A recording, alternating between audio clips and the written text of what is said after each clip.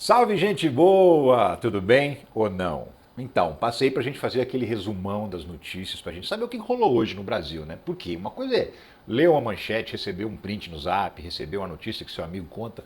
Outra coisa é entender realmente do que se trata. Isso faz toda a diferença na hora da gente decidir, por exemplo, em que candidato a gente vai votar, se a gente gosta desse político, não gosta daquele. É entendendo as intenções e principalmente entendendo os interesses do noticiário para saber o que de verdade está rolando. Então vem comigo que agora a gente vai fazer isso. Porque eu vou te falar sobre essa história que o governo aí veio dizendo que vai baratear o preço dos alimentos. Aí começou uma chuva de fake news nas redes sociais. Primeiro, vai ter tabelamento de preço, vai faltar alimento no supermercado. Aí depois também soltaram uma outra história dizendo que estão querendo vender comida estragada para o brasileiro, que governo ruim é esse e tal.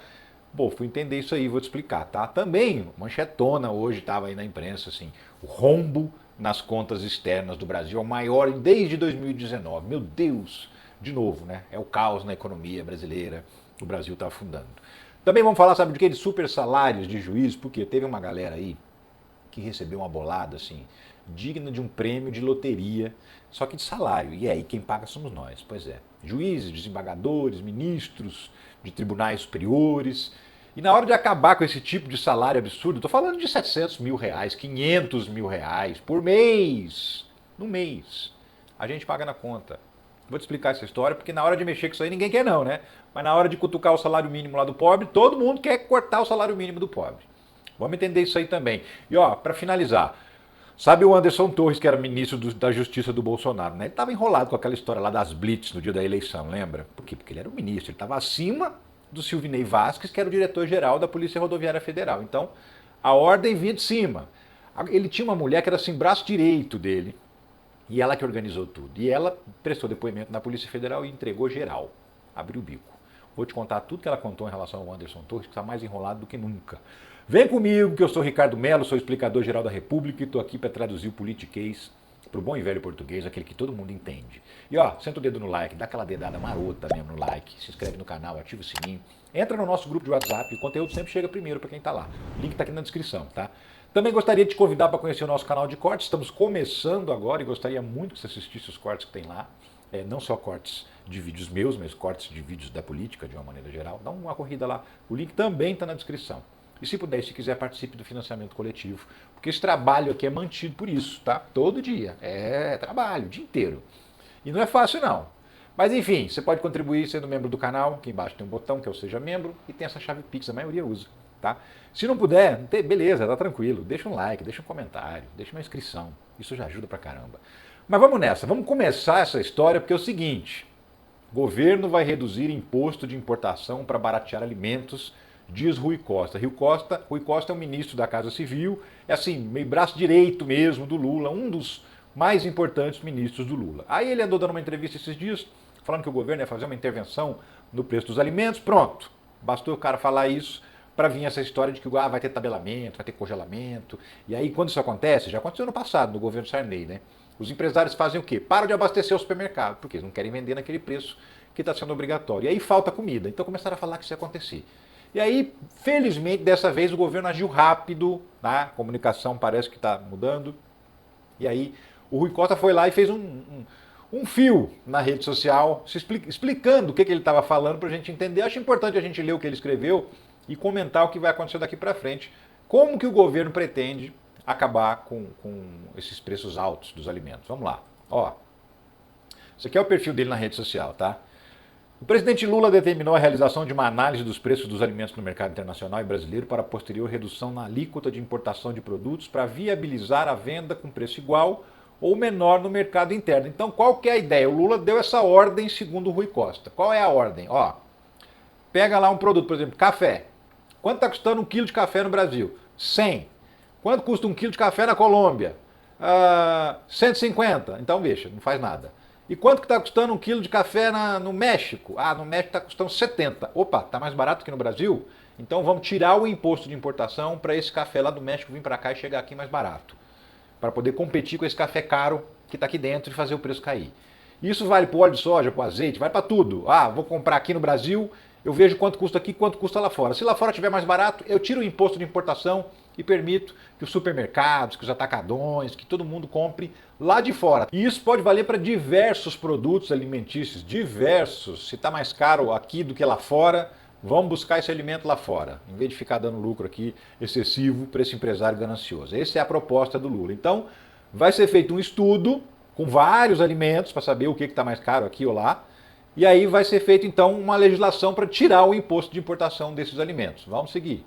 A decisão é um dos encaminhamentos da longa reunião que o presidente teve com ministros nessa manhã, que também definiu que políticas agrícolas e recursos já existentes no Ministério da Agricultura e no Ministério do Desenvolvimento Agrário terão foco maior no estímulo da produção de produtos que fazem parte da cesta básica. Então, assim, vamos ver aí o que tem de verba, que tem uns programas aí para serem executados esse ano. Vamos dar uma redirecionada, vamos incentivar a agricultura familiar, que planta arroz, planta feijão, planta milho, planta alimento, né? Porque o agro, aquele grandão, ele planta soja para vender lá para fora, ele planta cana para fazer açúcar e álcool, mas é o pequenininho que planta comida. Essa comida que você come, que eu como aqui em casa, é plantada por gente pequeno, médio agricultura. E esse aí vai ser o foco também, incentivar essa galera para aumentar mais a produção de alimentos que a gente consome aqui, para isso também derrubar o preço.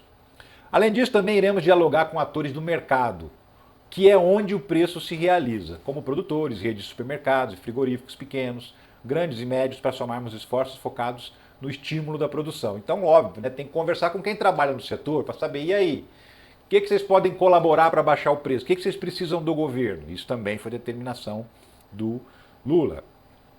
E aí a coisa mais importante é essa aqui, né? Nenhuma medida heterodoxa será adotada, não haverá congelamento, tabelamento, subsídio, fiscalização, rede estatal de supermercados, isso nunca foi apresentado e não será analisado pelo governo. Que até isso, né? Por conta daquela história da importação do arroz, que acabou depois, o governo voltou atrás, mas por conta daquela história, porque colocar a marca do governo no saco de arroz, também começaram a falar, vai ter supermercado do governo, igual Cuba, igual na Venezuela, tá, nada a ver. O ministro já foi lá e falou que isso não vai acontecer.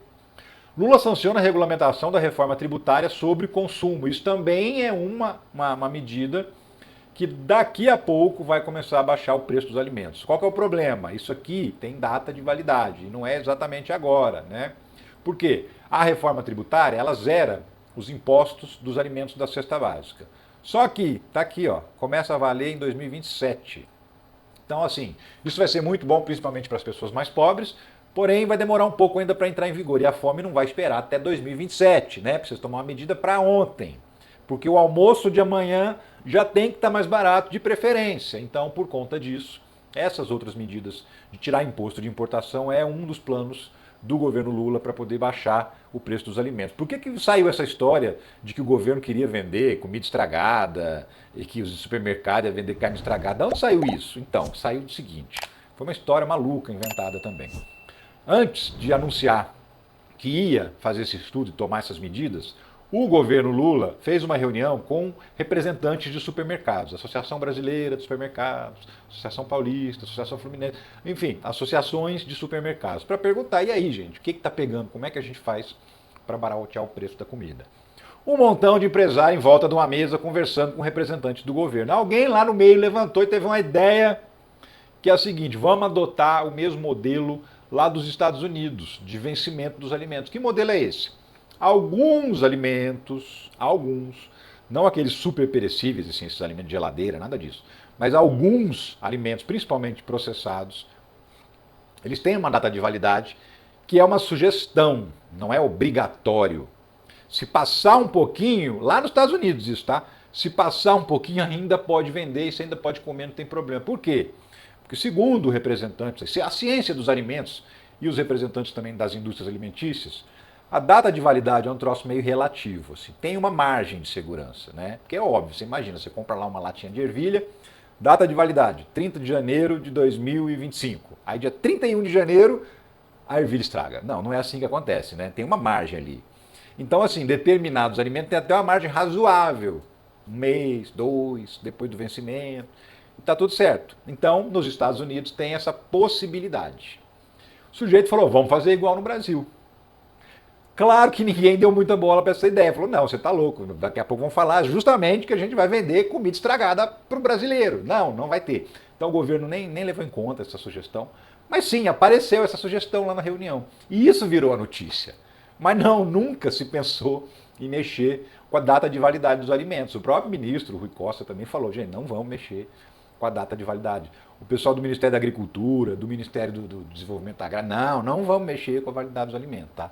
Então fica tranquilo, isso também não vai acontecer. Nem vai ter congelamento de preço, tabelamento, nem vai ter mexidas, mudanças no prazo de validade dos alimentos. O que vai ter é redução de impostos em produtos importados que estiverem mais baratos lá fora do que aqui dentro. Pode esperar que a solução que o governo está preparando é essa. Então a gente vai falar sobre isso, porque à medida em que o governo continuar anunciando novidades em relação a isso, a gente vai contando aqui. Tipo, saiu a lista dos alimentos que vai ter imposto de importação zerado, eu conto aqui para você também, tá bom? Vamos nessa, vamos continuar falando que tem mais notícia. Queria te passar uma outra que assim, eu li e tomei até um susto. Rombo nas contas externas do Brasil mais que dobra em 2024 e é o maior desde 2019. Matéria da Folha de São Paulo. Eu li isso aqui e meu coração quase parou. Meu Deus, rombo, dobrou. Estamos devendo até as cuecas, né? E agora? E agora? Achei uma outra matéria que dá para entender um pouco melhor, os números estão mais facilmente descritos assim. Aí eu resolvi fazer conta também, para conferir direitinho, para ter uma ideia assim do que eu estou falando, né? E aí vamos lá então.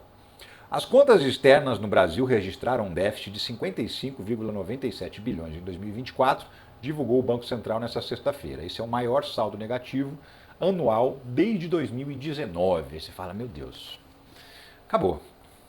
Caiu a casa do Lula, o Brasil está indo para o buraco. Vamos ver, vamos entender isso aqui. O que são as contas externas? É o seguinte, tem algumas coisas que estão incluídas nas contas externas. É o dinheiro que sai do Brasil e vai para fora. E como é que esse dinheiro específico de contas externas sai? De duas maneiras básicas, mas tem outras, mas as duas principais é uma empresa brasileira, que é uma multinacional, mas que ela tem origem em outro país, todo ano ela lucra e ela manda o lucro lá para esse outro país. Por exemplo, sei lá, Volkswagen manda o lucro do ano no Brasil para a Alemanha, que a sede é lá. Então o dinheiro sai daqui e vai para lá. Se sair mais do que entrar, é déficit, né? E sai mais do que entra, tem muita multinacional estrangeira no Brasil e não tem tanta multinacional brasileira fora do Brasil assim. Então tem um déficit, é normal. 2, você viaja para o exterior, você compra uma passagem aérea, um seguro viagem, você aluga um hotel, aluga um carro, gasta num restaurante, você gasta dinheiro lá fora quando você vai fazer turismo, a negócios ou a passeio. Esse dinheiro que você gasta lá fora também conta, né? Por quê? Porque o dinheiro sai do seu bolso, aqui no Brasil, e vai parar, sei lá, num sorveteiro em Milão, ou vai parar num hotel em Paris, ou no Caribe, sei lá, qualquer lugar do mundo que seja fora do Brasil. Então esse dinheiro sai daqui e vai para outro lugar. Então isso também é a balança aí das contas externas. Se o brasileiro está com mais dinheiro no bolso, está viajando mais, está fazendo mais turismo, então ele está gastando mais lá fora, está levando mais dinheiro para fora. Então isso também explica o déficit nas contas externas. Então, justamente o fato de que o brasileiro está com mais dinheiro no bolso explica o motivo pelo qual há um déficit nas contas externas. Porque as empresas estão faturando mais e mandando mais dinheiro para fora e os trabalhadores estão ganhando mais e estão fazendo mais turismo, estão saindo, estão contratando serviços. Contratação de serviços fora do Brasil também conta. Não, comprinha da brusinha não, é outro negócio, tá? É mais para baixo aqui, vou te explicar. Aqui, ó. Aí vamos lá, então estava aqui o déficit de 55,97 bilhões em 2024. A balança comercial registrou superávit de 66,22 bi em 2024. Então, opa, peraí. Balança comercial é a comprinha da brusinha, tá? É exportação contra importação. Então, se o Brasil importa mais do que exporta, é déficit. Se o Brasil exporta mais do que importa, é superávit. Então, o Brasil vendeu mais do que comprou, ou seja, veio dinheiro lá de fora, daqui para dentro. 66,22 bilhões, é mais do que os 55, né? Então o saldo está positivo aí. A renda primária teve déficit de 75,40 bilhões, um pouquinho menos do que no ano passado, mas ainda alto. O que é renda primária?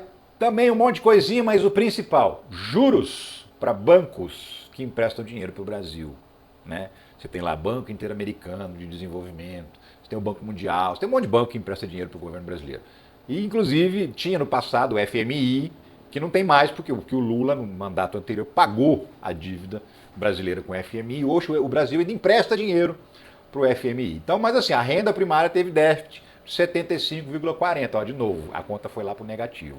né? Poxa, meu Deus do céu. Aí vamos descer mais um pouquinho. Aí olha só, olha que safadeza.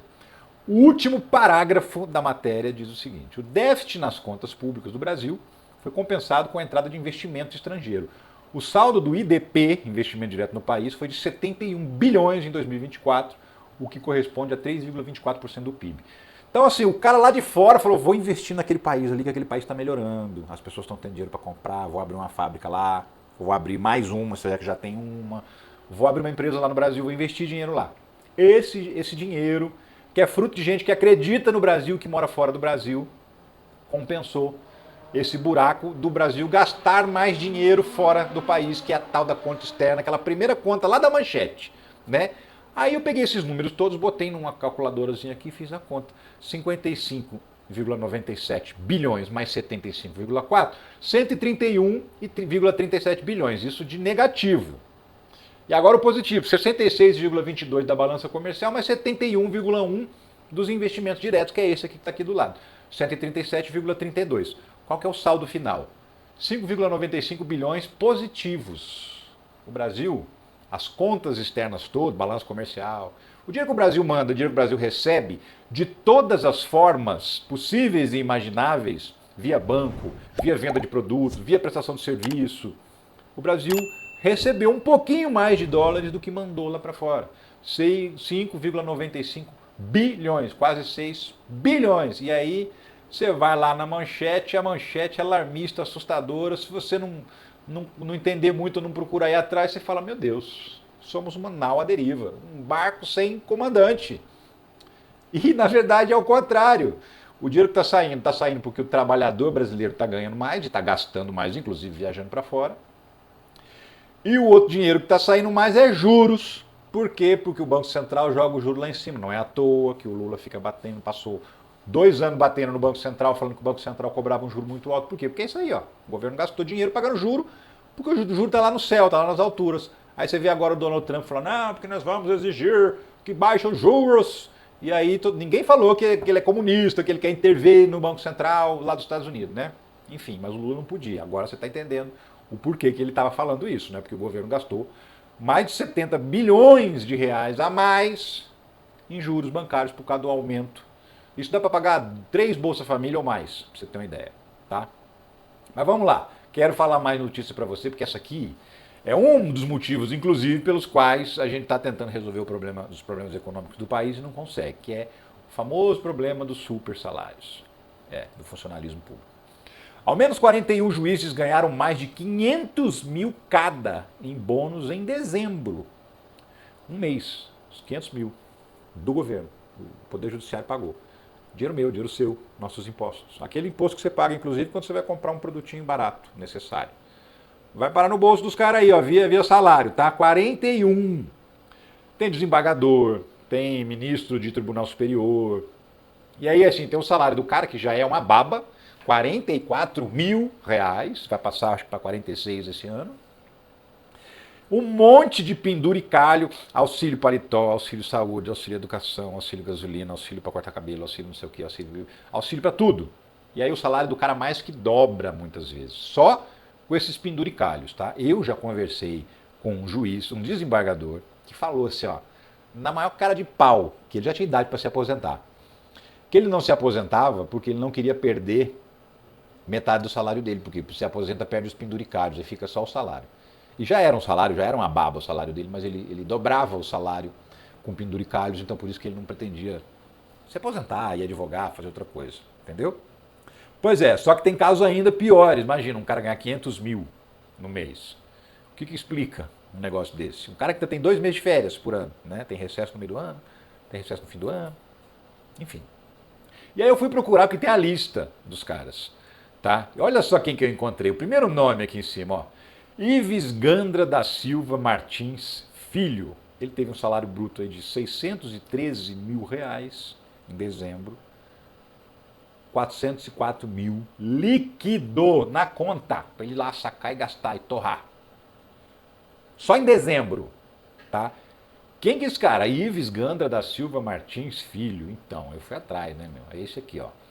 Ele é ministro do Tribunal Superior do Trabalho desde 1999. Ó, que ele ganha esse salário que é uma baba, muito tempo.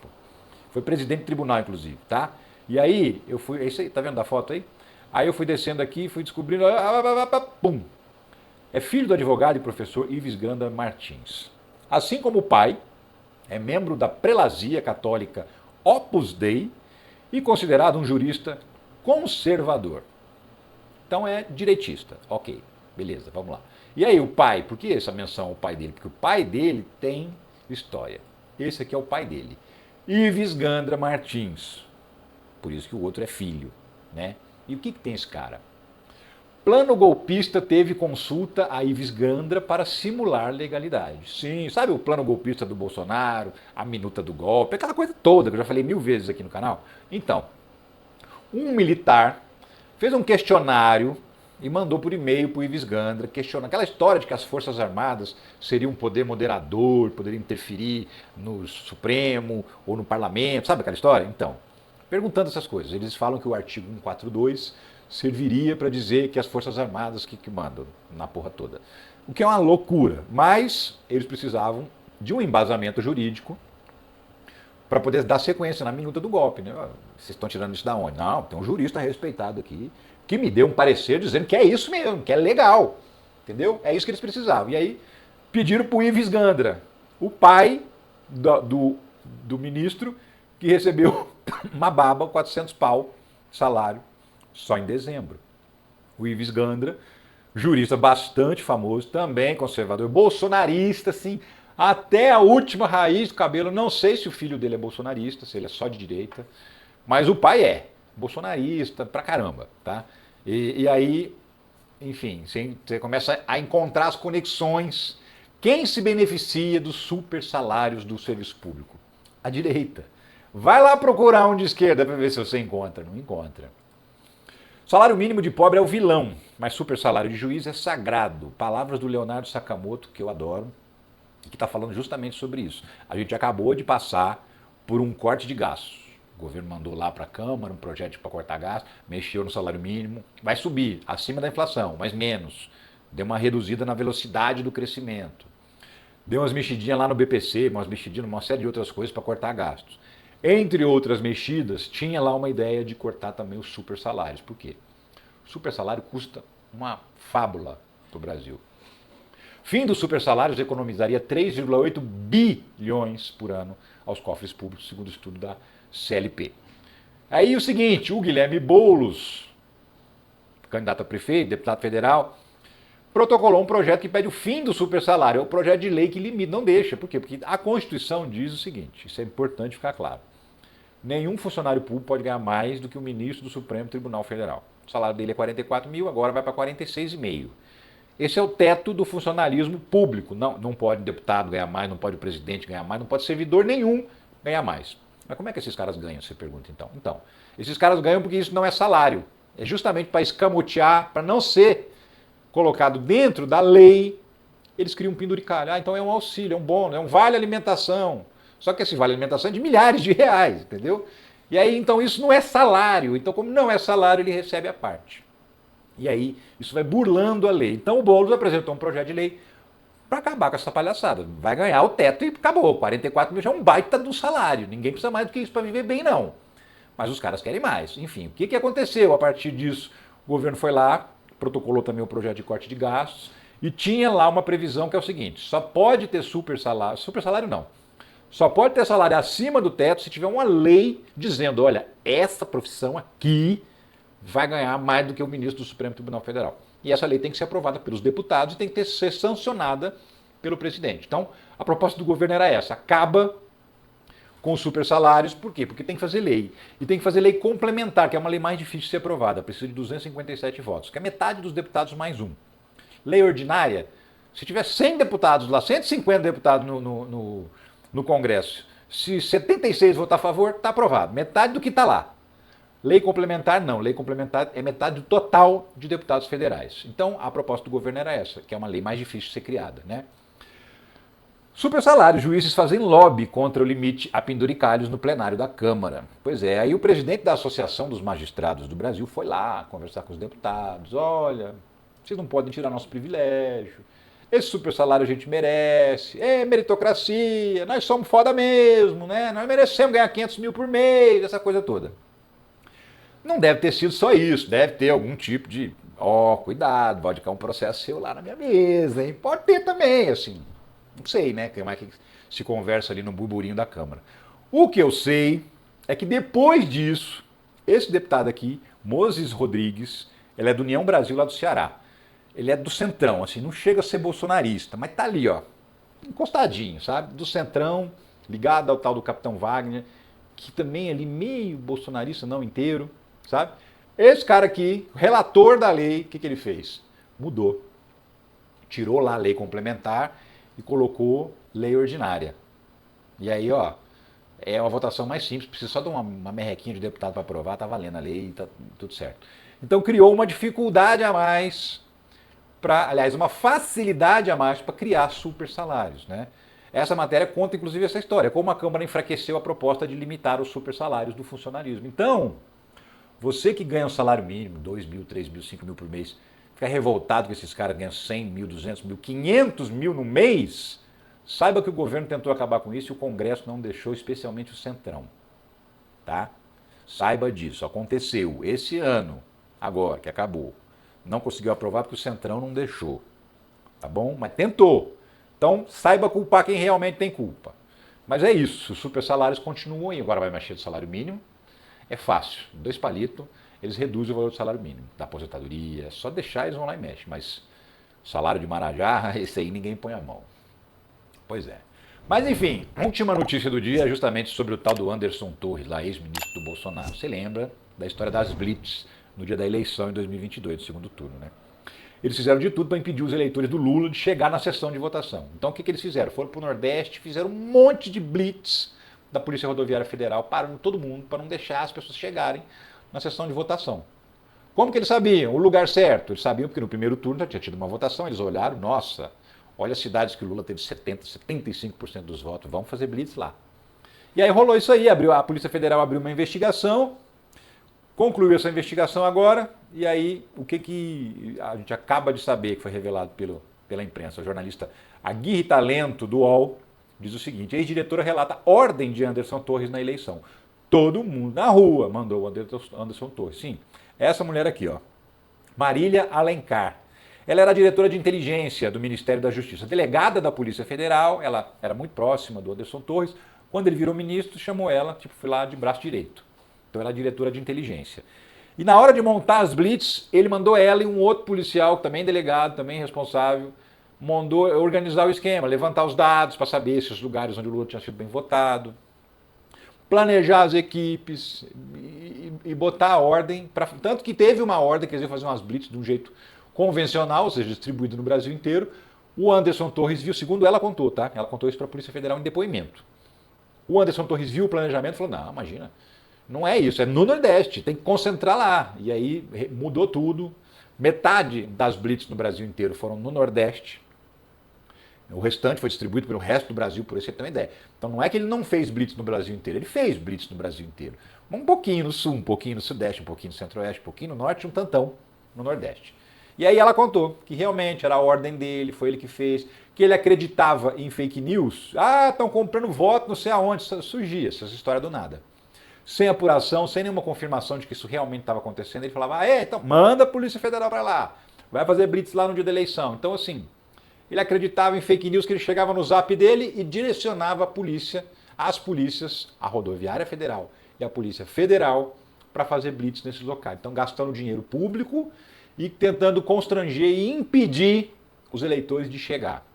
Então ele foi indiciado já há um tempo nessa história, Silvinei Vasquez foi indiciado, foram indiciados 8 policiais federais, 4 rodoviários federais e 4 federais, que também eram auxiliares dessa galera e que ajudaram a organizar as blitz. Todo mundo vai ser denunciado por vários crimes, por prevaricação, que é quando um funcionário público não faz a obrigação dele, desobediência, porque tinha uma ordem do Alexandre de Moraes para não fazer as blitz, eles desobedeceram, violência política, porque impedir ou tentar impedir o eleitor de votar é crime de violência política, e deve ter mais um ou outro aí também, que eu não estou lembrando. Se não me engano, são 4 crimes, o quarto eu não estou lembrando. Mas enfim, Anderson Torres, Marília Alencar e uma galera. Ela conta, assim, aqui tem aspas dela para todo lado. Ó. O ministro falou, tem que aumentar o efetivo, tem que ser 100% na rua. Tá vendo? Ó? E aí fala aqui, ó, quer ver? De acordo com a investigação, Torres se baseava em notícias falsas sobre compra de votos para pedir um incremento da atuação da PF em determinadas regiões, principalmente na Bahia, porque a Bahia é um estado muito grande, tem milhões de eleitores, majoritariamente lulista. A vantagem do Lula lá foi gigantesca. Então, por conta disso, ele estava realmente muito preocupado, tão preocupado com a Bahia, que antes da eleição ele chegou a ir lá na Bahia para combinar as blitz com os superintendentes do estado. Aí aconteceu tudo o que aconteceu. Felizmente a justiça conseguiu impedir que as blitz atrapalhassem as pessoas. O pessoal chegou atrasado, chegou em cima da hora, chegou no final do dia, mas conseguiu chegar para votar. Não chegou a conseguir impedir as pessoas de votar, mas quase, foi por pouco. Né? PF conclui que Torres mudou o planejamento para favorecer Bolsonaro em 2022, porque mostra isso também, os documentos, a escala, quantas pessoas foram para onde, comparação do primeiro com o segundo turno, comparação com eleições passadas, todas as ordens que ele deu demonstram que foi ele, de cima para baixo, que determinou que se fizesse aquelas blitz, não partiu do cara da superintendência, o diretor-geral da Polícia Rodoviária Federal, não partiu do diretor-geral da Polícia Federal, partiu do ministro a ordem.